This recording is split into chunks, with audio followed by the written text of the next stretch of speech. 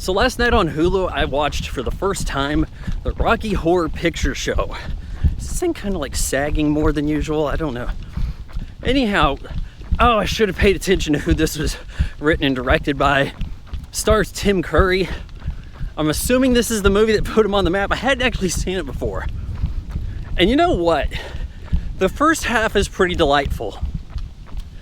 I think after a bit, it gets a little pretentious. It kind of just falls into these trappings of not really knowing how to end. I've heard a lot of things about how this is a midnight movie. Evidently, according to Wikipedia, it's grossed $170 million.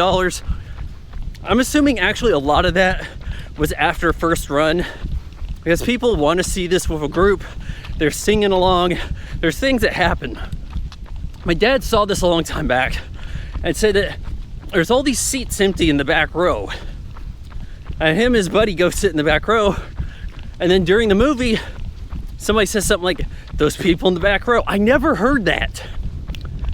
Anyhow,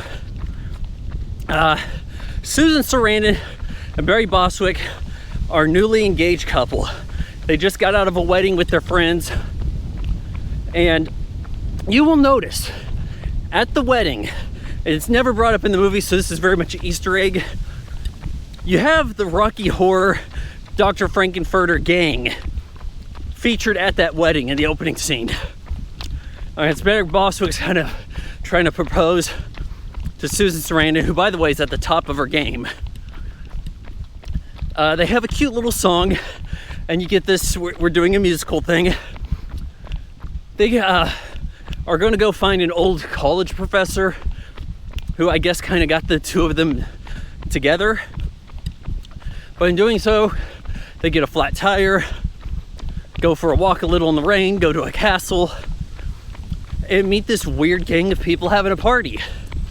You have a hunchback, other folks that are bizarre, doing the time warp. By far the best song and dance in the movie. And that's before Dr. Frankenfurter shows up. Tim Curry does a pretty damn good job. You can kind of see how this is iconic.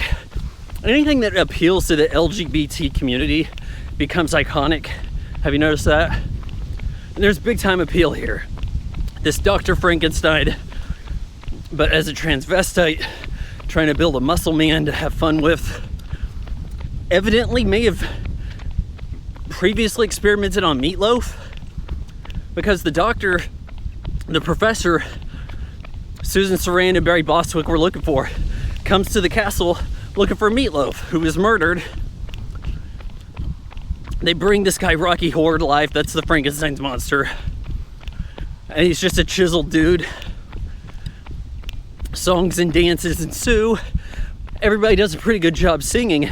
I just feel like there's not enough variety in the songs. Too many of them are just blah.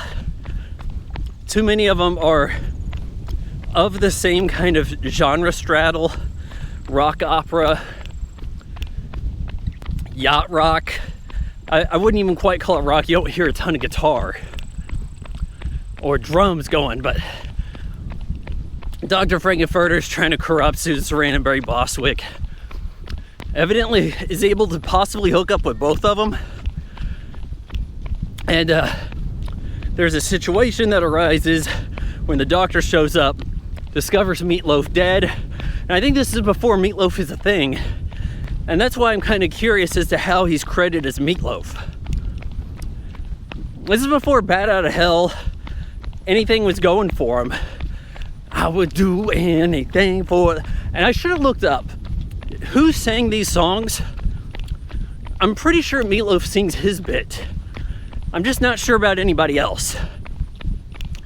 But at this point, the movie's kind of on cruise control, and you're checking out of it.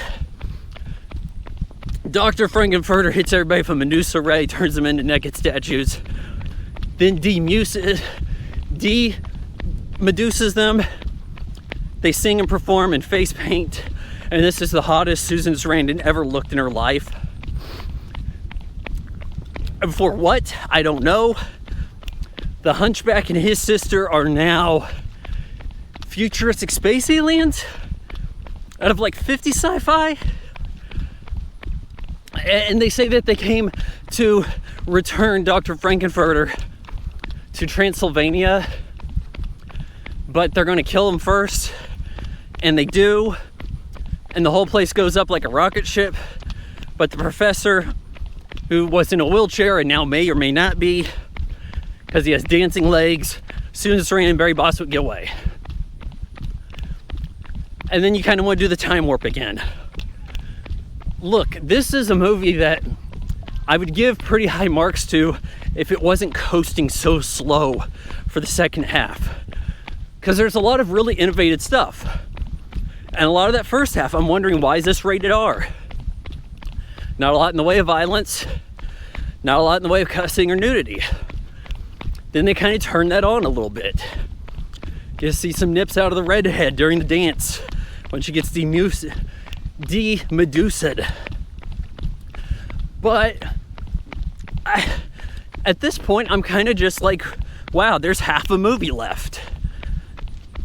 And frankly, I think I saw somebody had commented that Forbidden Zone must be kind of like a cheaper 80s version of Rocky Horror Picture Show.